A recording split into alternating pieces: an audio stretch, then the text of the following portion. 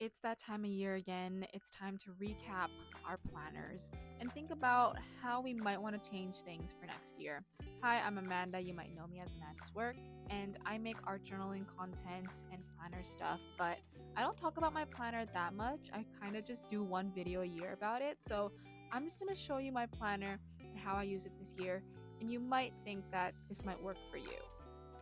I used to be super into the whole planner lifestyle. I was bullet journaling for many years, and it worked for me when I was in school because I had a lot of things to write down and a lot of things to organize.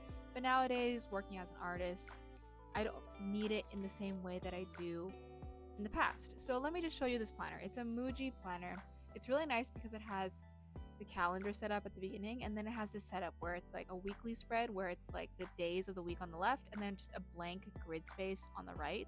And it worked really well because I wasn't doing that much in my planner. I was just writing like a to-do list, and that was it. So then I kind of came up with this idea because I had a lot of blank spaces. I had a lot of pages where I felt like I was wasting it, which I know sounds silly, but I felt like I was wasting the book. So I found this new idea where I would use each week, I would write down and use it as a planner, and then I would cover it up and make it into an art journal, which you'll see here as we go through it. So you can see here, there's a lot of space like to fill things up. There's so much potential for it because it's just a blank journal. That's why people really lean towards these Muji journals, especially if you're someone who likes to customize things. If you like to add your stickers and all of your add-ons, this is a great journal. I highly recommend it. Also, this journal is cheap. This is not an expensive planner like compared to other brands. This is a very cheap, reasonable journal, and that's why I really like using it. You can also see here that the pages are a bit on the thinner side.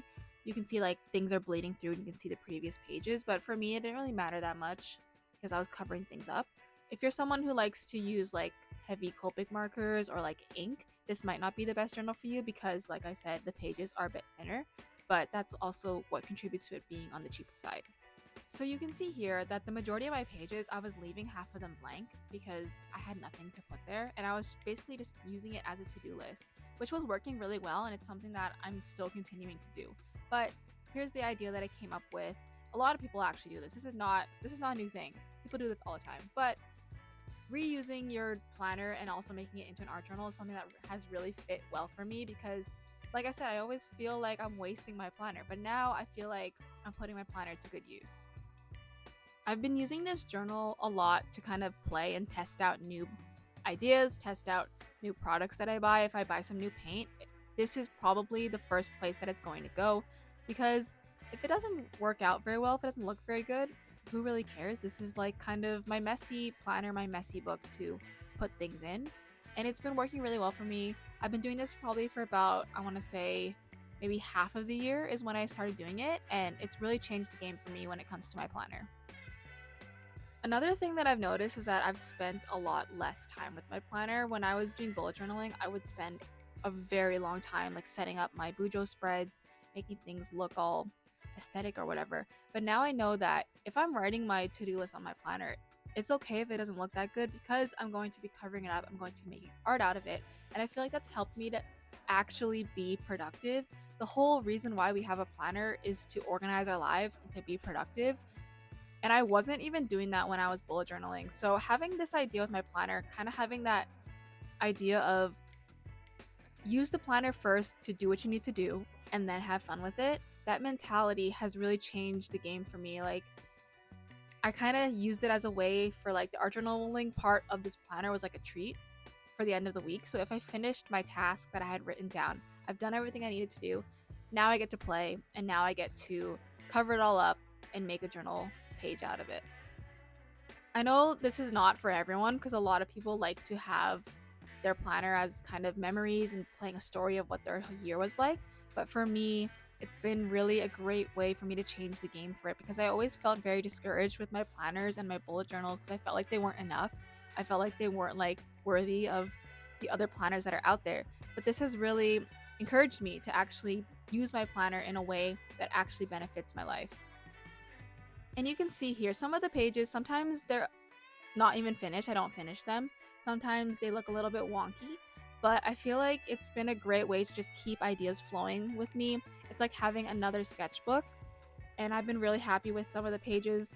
Some of the pages, of course, are not that great, but it's like fun to just mess around with it. And it's also just another way for me to express myself with my art. I'm an art journal person first and foremost. I'm not a planner girly, but this is a way for me to merge things. It's a way for me to figure out how to organize my life while also expressing my creativity. So let me just talk a little bit about using this specific Muji planner as an art journal. I would say that since the pages are pretty thin, you are going to have bleed through, so just take that into account if you're using this specific journal. The paint will bleed through, but I just figured out ways to make it work. See, some pages are not finished, but that's just whatever. I had a hard time with ink because it was going through, so I would cover up pages with like acrylic paint and stuff. I also found that acrylic ink was always sticking to each other, like more than usual. I know this happens with all journals, but in this journal specifically, the acrylic ink was really sticking to each other. I also really liked though that it held up really nicely if I used like thick acrylic paints. It wasn't like cracking and stuff. It held up really nicely, so that was a nice surprise. This journal was also a lot better for like pencil crayons, acrylic paints. Not that great for watercolors or gouache, that type of paint. Things would take too long to dry, and that would mess with like the blending of things. So I really preferred using things like pencil crayons, markers, oil pastels, acrylic paints. They worked a lot better. I also found that when the pages would dry, they didn't warp that badly, which was very nice. Sometimes journals, when there's a lot of paints on it, they'll kind of get like bendy and warp because of like the materials and stuff. But for this one, it was nice because the pages, like, they're thin of course, but they weren't like ruined by like excessive paint use.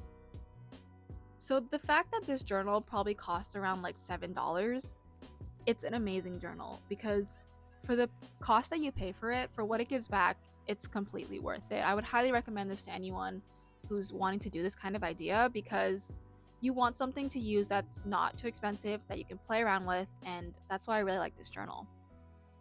Okay, now let me just touch upon my plans for next year.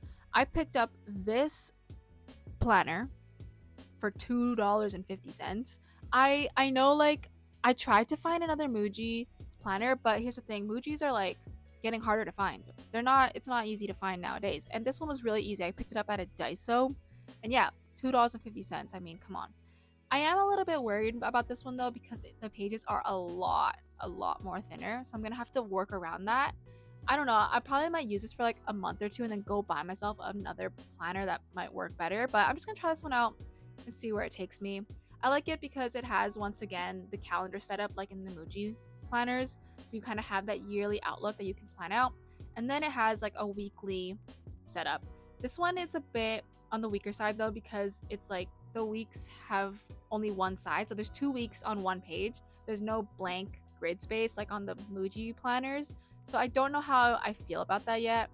But we'll see where it takes me because this one, it's also a lot condensed. It's 2 weeks on one page. So yeah, I don't know. I'm going to give it a little try. I'm going to see how I feel about it. You know, if I don't like it, it's fine. I can just go and get another one, but I'm going to give this one a try first. I hope this video reminds you that there is no one set way to use your planner. There's no one set way to make art. You can always try new things and see what you like. So I hope this gives you some inspiration for yourself. Good luck on your planning journey. Thanks for watching, and I'll see you in the next video.